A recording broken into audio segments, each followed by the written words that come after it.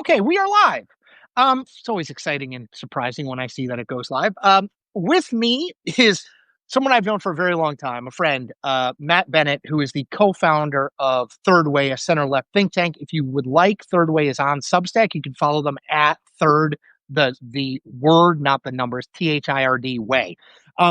Matt is joining me as part of a series I've been doing for a couple months now. We've talked to Rahm Emanuel, we've talked to John Anzalone, we've talked to Faz Shakur, trying to talk to Democrats all over the spectrum about what happened in 2024, where is the party now, and where does the party need to go? And I just think it's a really important conversation to have because if anything that I've learned in the last couple of weeks is the DNC appears to be in total chaos. So it's gonna be up to some of these folks like Matt and other folks to sort of figure out what's next. So that's the conversation. All right. So Matt, I always say this. I want to go back to understand where you've been before we can understand where we are and where we're going. So give me your, and I know we could spend an hour just on this, but give me your diagnosis when you look at 2024. Why did Kamala Harris lose, Democrats not retake the House, Democrats lose the Senate, Democrats, have a minority of governorships in the country, they have a minority of state legislatures in the country? What happened in that election as best as you can diagnose it? Well, look, I think there's probably 6 or 7 things that happened to Harris and consequently to down ballot Democrats that may have been fatal all on their own. The 2 big ones, of course, were that inflation and migration or immigration are just incumbent killers. They were killing incumbents all over the industrial world last year and the years prior. And, that might have elected Trump all by itself. Yeah. Then, of course, there was the chaos around Biden and his age and the lying and cover up around his age and all of that. The way that Harris entered the race with very little time and all the things that preceded it, that might have been fatal. But I think the most important, those things were, in the past. The most important takeaway is the stuff that continues, and that is how the party is perceived. After the election, you may recall Jen O'Malley Dillon, who was the chair of the Harris campaign, said, "We lost because voters thought that Harris was dangerously liberal." And, you just glance at that map that you've referenced many times. It was in the New York Times with all the rightward pointing red arrows. Yeah, I mean, basically everywhere in the country moved in comparison to 2020. Every state moved more in Donald Trump's direction. Doesn't mean he won every state, obviously, but in New Jersey, he had lost by 14 and he lost by 6. In Illinois, he had lost by 18, he lost by 10. To your point, I mean, red states got redder, blue states got redder. Yeah, and in some places they got redder in terrifying ways, like Starr County, Texas, which is all Latino, which Obama won like 80-20 or something in 2012, and then Trump won. So really scary demographic shift all over the place. We didn't get killed with white women. Black women are the rock of the Democratic Party, but like everywhere else, we were just getting slaughtered. So our view is that Democrats were seen as both kind of out of touch with the way people's lives were going economically and as weirdos on matters of culture. And they just didn't like what they saw from us. It's funny you use that word because I still maintain, and I will until my dying breath, that on the back of one cable TV interview in which he referenced Donald Trump and JD Vance as weird, Tim Walz wound up being the vice presidential nominee. And yet you're right. I mean, when I talk, we for people who have seen a couple of these, when I talked to, I think it was Anzalone, who, for people who don't know, polled for Biden, was intimately involved in the polling operation for Obama as well. He said, look, I sit in these focus groups. This is post-election. And he said, people say that we're weak and woke. Yeah. And it's, it's weird is another W that I think on cultural stuff comes up. Go ahead. Sorry to interrupt you, Matt. It's just funny how that word went from being what Democrats thought they had found the silver bullet to beat the Republican Party, Trump, Vance, etc., and it wound up kind of redounding against them in your mind. Totally. And like mea culpa, like I loved it when Tim Walz said the weird thing. And to me, Trump is profoundly weird. And so is MAGA, but I'm a partisan. And as Yeah, it turns out, as Anzo made clear when he talked to you, yeah, the weak and woke thing is the real problem. Uh and woke is a term that's gets tossed around in a yeah, lot of ways, but yeah. I think fundamentally it means that the party had just gone too far to the left for comfort for a whole bunch of voters. And not, I'm not talking about MAGA diehards. I'm talking about Hmm. the swing voters that we desperately need, that we lost in all the places we just discussed. So Yep. that's, I think, the big takeaway for us going forward. I to your to your point, I was thinking of this yesterday. I didn't write about it, but I thought it was fascinating. Sarah McBride, who was the first trans member of Congress um, from Delaware, said in an interview, "We the Democratic Party skipped to trans 201. We never did trans 101 for the public," which I think is another way. I just think that's an interesting way to think about it. Like, it's I don't think any. I shouldn't say that.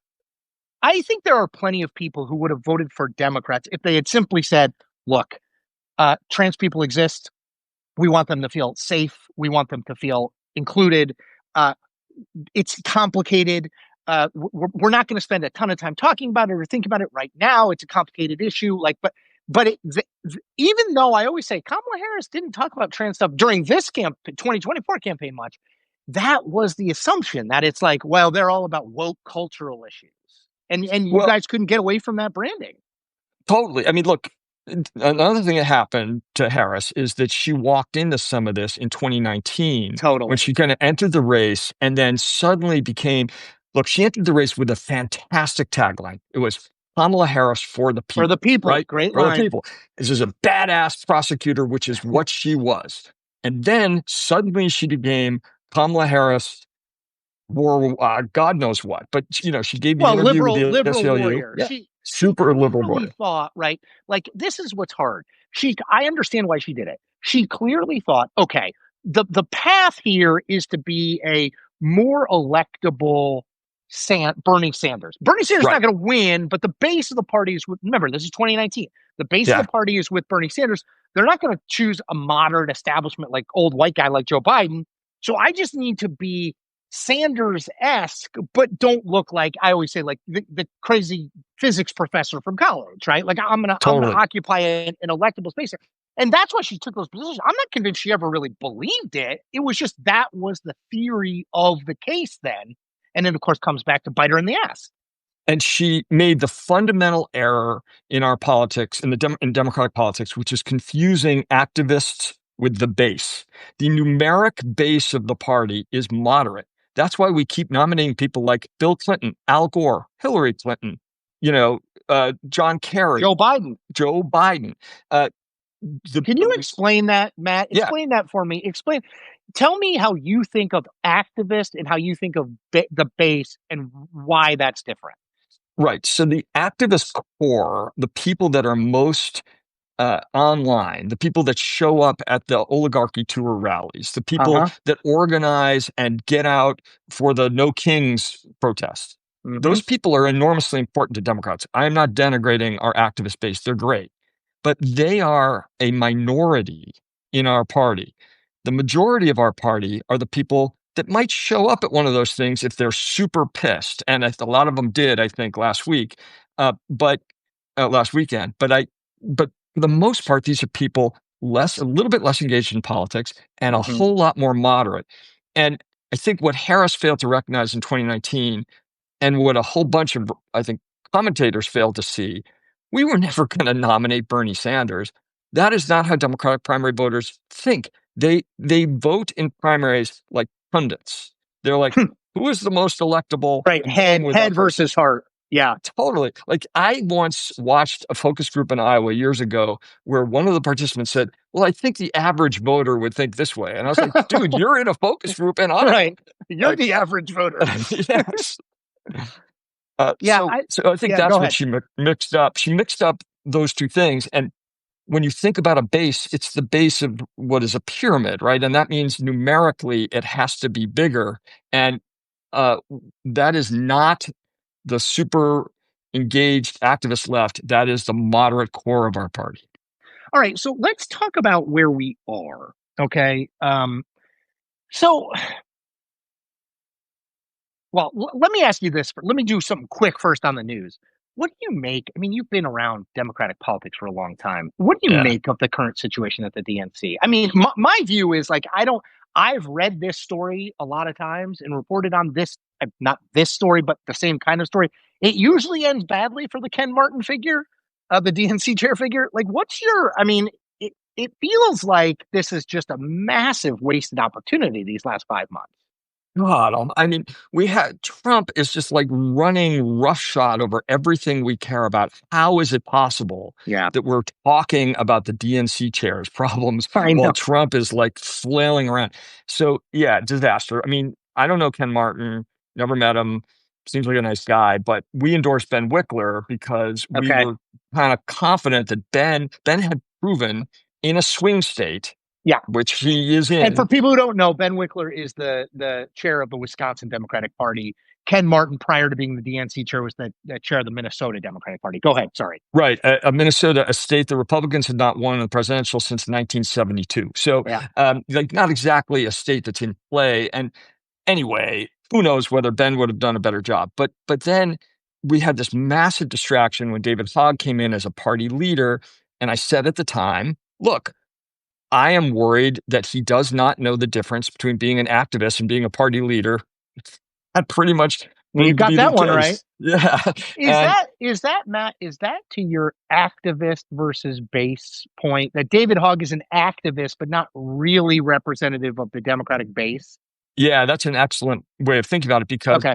what Fogg came in to do and is immediately he said, well, I'm going to focus on raising $20 million dollars to run against incumbent Democrats, which you cannot do as a party leader. No. You definitely can do as an activist. Yep. Like you can go out and do that all you want, but running people against incumbents is not what the DNC is there to do. They're there to beat Republicans. That is Yep. their only job. And he just didn't see that. And I think that was the problem. But Martin allowed that to become an enormous distraction. Oh, Then he picked a fight with like big union bosses. And so I mean, I anyway, I so always say like when's the last time even people like us who follow this really closely, if you said to me, Chris, I'll give you $100 million if you can name five prior DNC vice chairs, I'd be like David Hogg and that's it. I mean, my point is like the fact that this is, I mean, nobody knows who the hell these people are, nor should they if you are trying to rebuild a party. And right, yet this has become a national news story. I mean, it's right. just such a cluster. Ridiculous. And right. Look, I've been a professional Democrat for 40 years and I couldn't name another vice chair of the party. Just So the I think all of that is to say it's a mess. I don't know how it'll get sorted out. You may be right that like these are the kinds of stories that lead to change. yeah. But in the end, I'm not sure it matters all that I much. don't think I don't think it They'll get it does. together. Yeah. I don't think it. I mean, I think it's not great where they are in a fundraising perspective. Place is not great, but like there will be money to oppose Oh yeah. Donald Trump backed Republicans. All right, so I ask a lot of people this question, which is because there's differing answers on this. So if you talk to, I did one of these with Simon Rosenberg, and his view was, I said, what's the problem with the party brand? And he said, there's not really a party problem with the party brand. We lost narrowly. If a few votes go this way or that way, we would have won. And me and everybody else talking about this is overblowing it. Now, the pushback I make on that is, so let me ask you that first. Does the Democratic Party have a brand problem that will haunt it, whether in 2026 or 2020, if not addressed in your mind? Yes, a massive problem. Look, Simon's very smart. I've known him a long time, but his whole thing is hopium. We were going to Right, win big, right. right? Yeah. And so I get that he's kind of invested in the proposition that, we didn't It win was big, we lost close. narrowly. Yeah. But I just think that's wrong. I mean, our approval rating as a party is 27%. I always say it's the lowest approval rating the Democratic Party has had in like 50 or 60 years. Yeah, and by the way, it isn't just the kind of brand of the party that's bad nationally. look at what's happening in very blue places. San Francisco threw out their mayor and their DA. The Chicago mayor's approval rating is 14%, which I didn't even know was possible I to have a know. rating of 14%. And Congratulations, I guess. Yeah. exactly. And people are fleeing blue states and cities because the governance isn't good. So we have a problem that isn't just about kind of being weak and woke in perception. We have a problem that the reality in very blue places has been very disappointing for a lot of folks. So we need to change a lot of things. Certainly, we need to change the brand. We need to change the kind of fundamental narrative about what we're offering voters, and we got to change how we govern. So let's talk about that then. So if we can agree that there is a brand problem, and I always say, like, we could debate the depth of it, but it seems to me when you have particularly when Donald Trump is the alternative, when you're in 28, 29% approval for the Democratic Party, that's not great. Um, what should, and you've been around campaigns a long time, what should, in a sentence, the Democratic brand be to your mind? We Like, if should I say Democrats, what's your ideal winning response? They are the party that is reasonable and rational and focused every single day on making lives better for people in the working and middle classes. Hmm.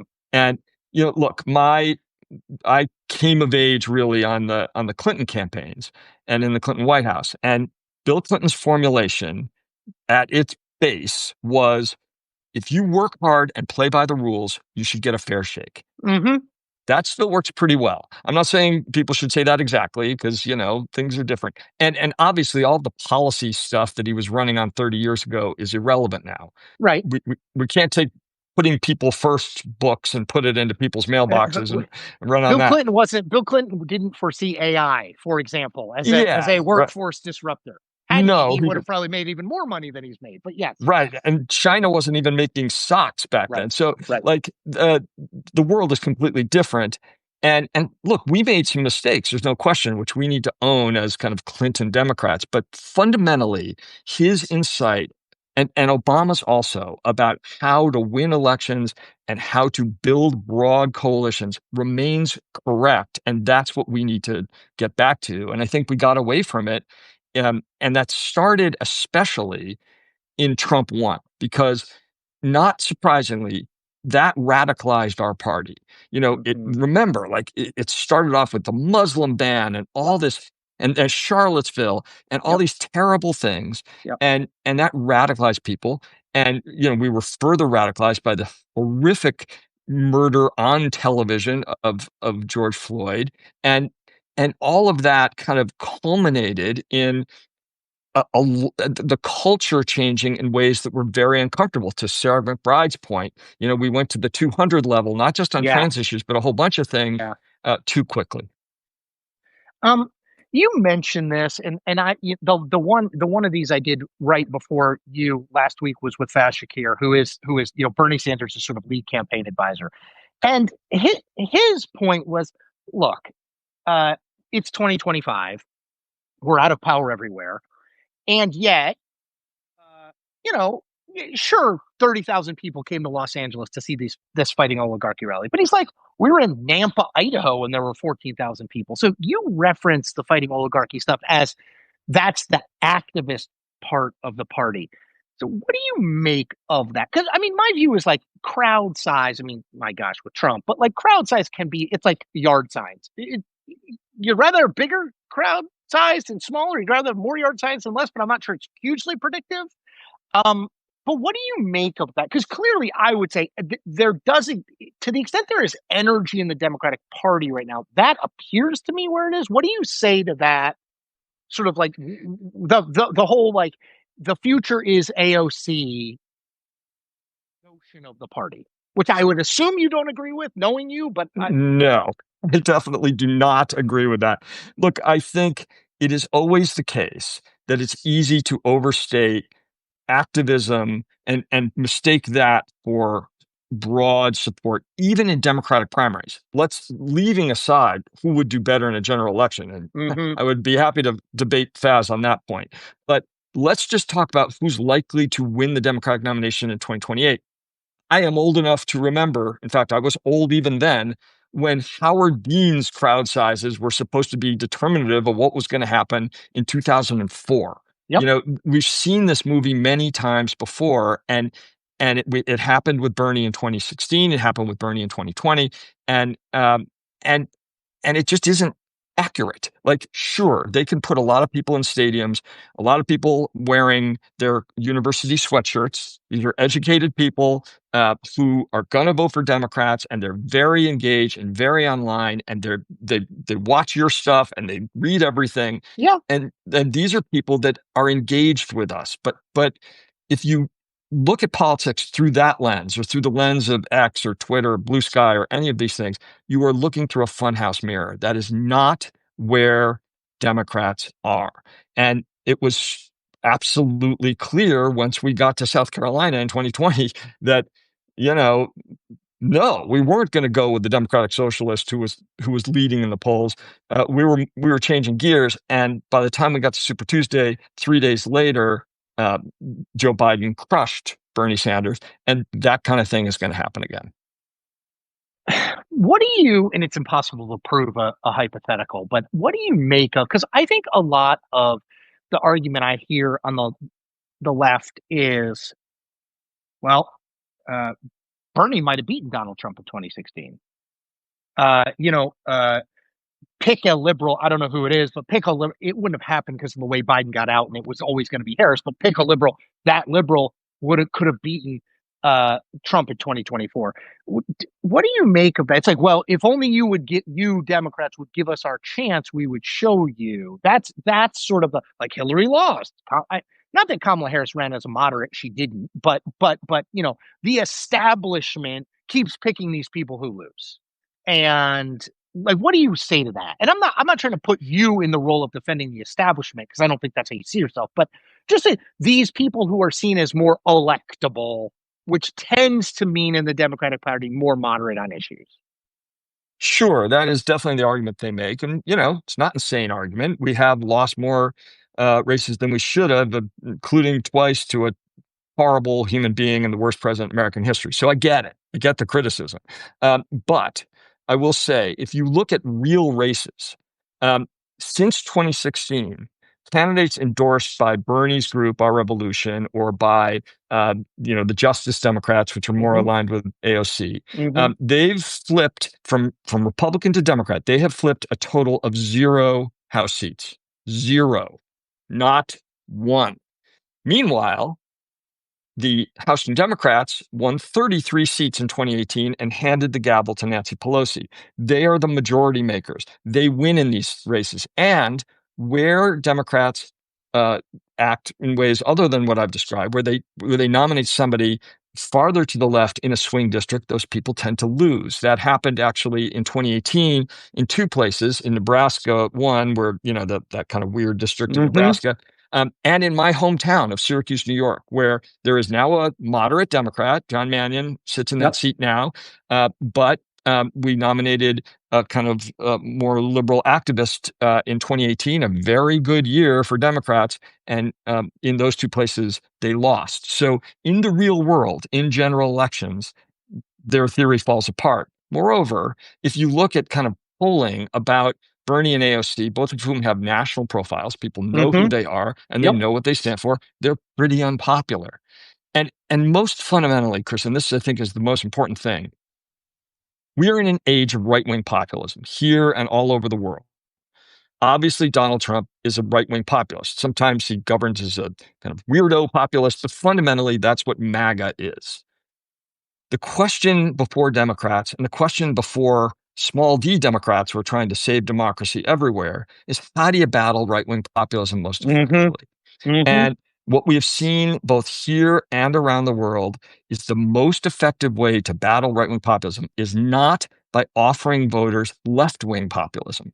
That is somebody ordering a Coke and delivering them a Diet Coke. That is not what they Mm-hmm. ordered.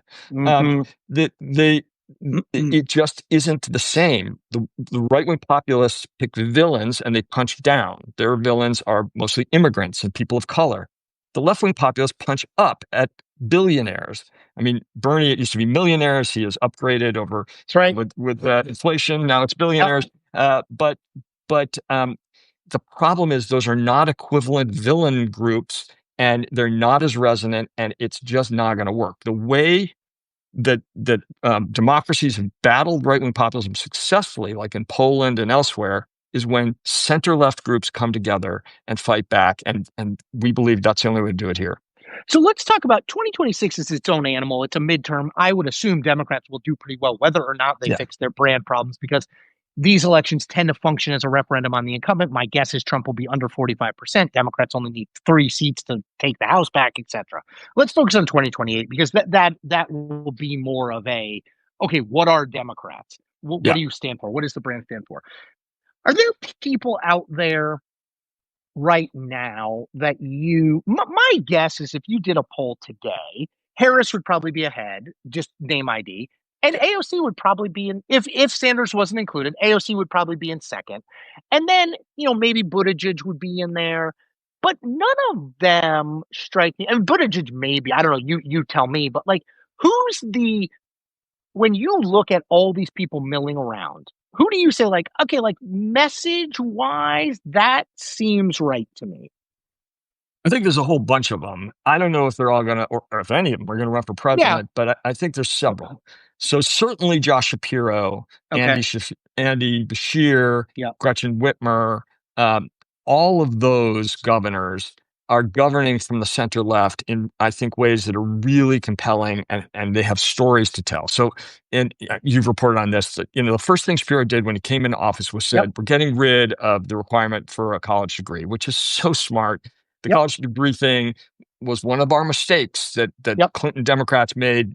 Pushing everybody to go to college was stupid, and we need to get away from that. He also showed that we can cut through red tape. We do not have to accept kind of status quo ideas about what government can and can't do. He did it most obviously with 95. And by the way, I would put Governor Moore in this category too, because he did the same thing with the bridge over the bay, over the harbor.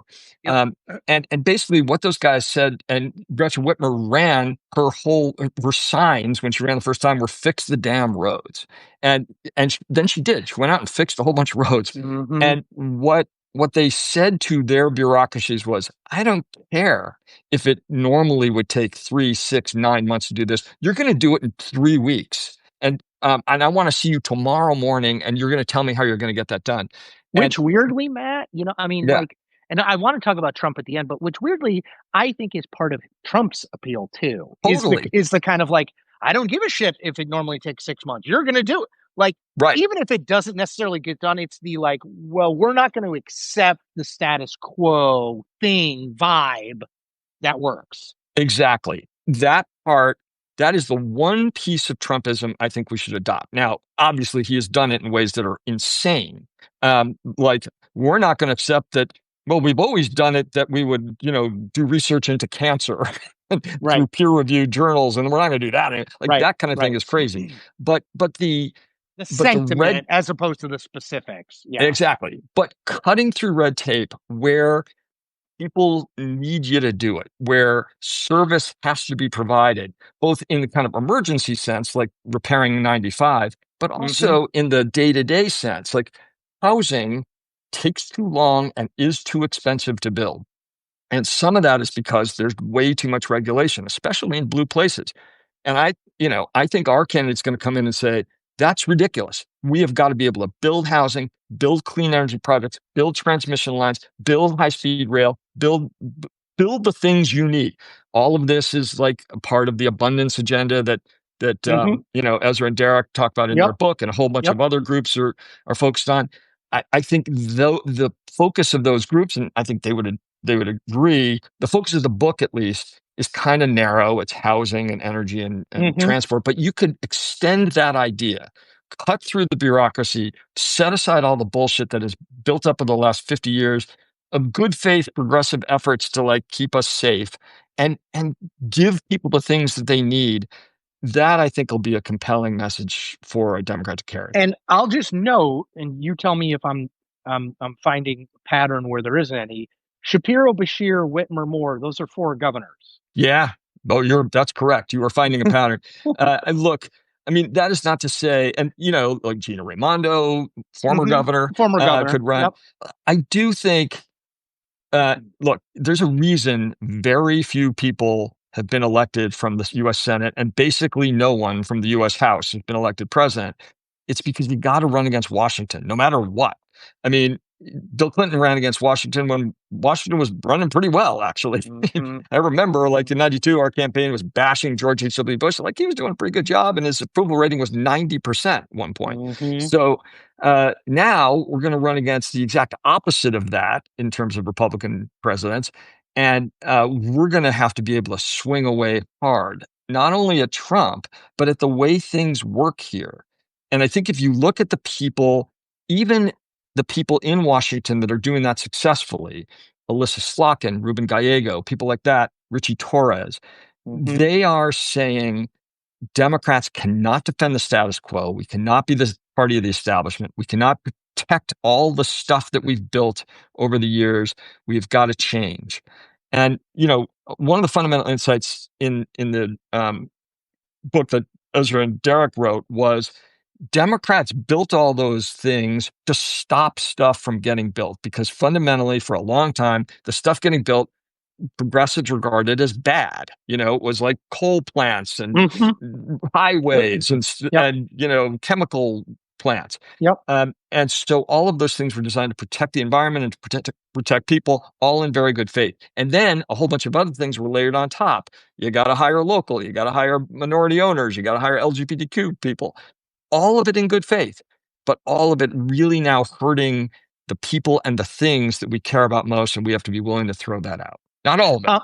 I But want to end on and I'm always resistant to making it's hard in modern this era of politics to not literally make everything, every conversation, every piece I write, everything I talk about Trump. But um, how do you mentioned it? In 2020, let's just assume that he is not on the ballot again. I don't know how he could be, but for the right. for the purposes, let's assume he's not on the ballot. It's my contention, and I want you to either agree or disagree with me, and then we'll talk about going forward. In 2016, by the end of the 2016 campaign, Hillary Clinton ran on a bunch of things, but by the end of the 2016 campaign, it felt to me a lot like the message was, I mean, you're not going to vote for this guy. Totally. And then Yeah. Harris ran on a lot of different things, right? Hope and optimism and, a brighter future. And then by the end, it was, I mean, it's me or Donald Really? Trump. Right. And Yeah. so I feel like that makes me think, I do think the party is thought of too much as just like, okay, we're just not Trump. And that strikes me that's not good. That will not win them a national majority or a majority of electoral votes. But how do you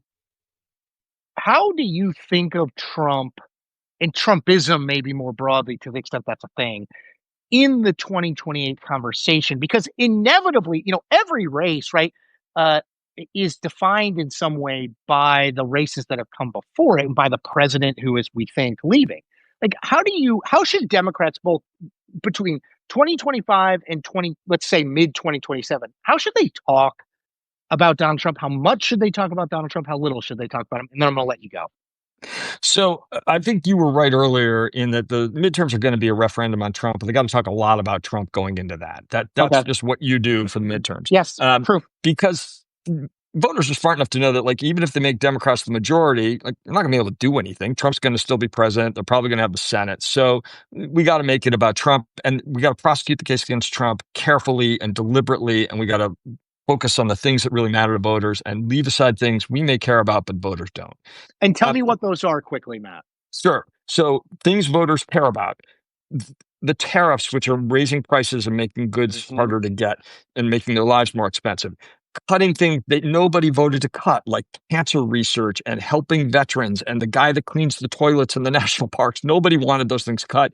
And that kind of the Doge vandalism of government in these arbitrary and crazy ways, I think they really don't like, and you can focus on those things. The things that I really care about, but most voters don't: foreign aid, democracy, the rule of law. Those They don't. things, I know it. they I know just it. don't. I I talked mean, to Democratic consultant after Democratic consultant. None of this was pre-Biden dropping out, but they were like, he's going to lose because he's 100% convinced that this election in 2024 is about democracy. And again, just to be clear, don't light Matt and I up in the comments. We are not. I think January 6th should have been disqualifying for Donald Trump, totally. but Yeah. that is not what the people who decide elections think. They were like, he's going to keep hammering on this, and it's just not going to work. Yeah, I mean, because he misinterpreted his win from 20. He thought he ran on like restoring the soul of America. This was prior to January 6th, obviously, and he won because Trump screwed up COVID. But COVID. in Yeah. any event, so I think Okay. So there, between now and 2026, a heavy dose of uh, Trump's economic plans don't work. Uh, Doge got rid of. You didn't vote for all these Doge sorts of things. Less on democracy, less on those sorts of things. But yeah. but but very Trump focused. Okay, so then let's talk about 2026 midterm ends. It's January 2027. How do Pete Buttigieg or Shapiro, and you're not saying these people are running. I'm suggesting they are likely No. to run. Bashir. How do you think they effectively talk about Trump? Do they largely ignore him and say we're focused on doing what we do? Can you do that? Should you do that strategically? What do you think? Well, for one thing, we're only 10% into the nightmare of Trump too. So God knows what the world will look like or what he will have screwed up, and there may be a thing you got to talk about. Right, But right. We um, didn't see COVID at this point in the first term. Right. exactly. But another thing Bill Clinton taught me: all elections are about the future, not the past. All of them. And fundamentally, we have got to offer a vision of the future that has two major elements. One, that voters that we lost, that is to say, non-college voters of all races, can see themselves in, that don't seem like a bunch of bullshit giveaways that they don't believe will help them or they think are bad, um, and that offer some degree of hopefulness for them. The reason they supported Trump last time, in addition to the culture stuff that we talked about, was they looked back with rose-colored glasses at Yeah. the economy of his first term, Yeah. and they thought, "I want that back." Yep. And so he didn't offer a vision of the future. I mean, his vision of the future was tariffs and deportations, both of which are inflationary. So if they thought it through, like Harris's plan obviously was better, but she didn't offer any kind of coherent vision about what the world would look like. And if we have a candidate that can say the modern equivalent of, if you work hard and play by the rules, you get a fair shake, that you will have the opportunity to earn. This is about earning, not giveaways. You will have the opportunity to earn a good life where you live. And a good life means you'll be able to afford a home, educate your kids, retire with dignity, have health care. If you can do those things, you have a good life. And the details will matter, especially to people like me and you. And Yeah, but the there'll be average lots of, person's not engaged in that. yeah, policy doesn't win elections. No, it's all You vibes. I mean, it really yeah, is. I mean, that yeah, you Trump, campaign in Trump, poetry and govern in totally. prose. Yeah.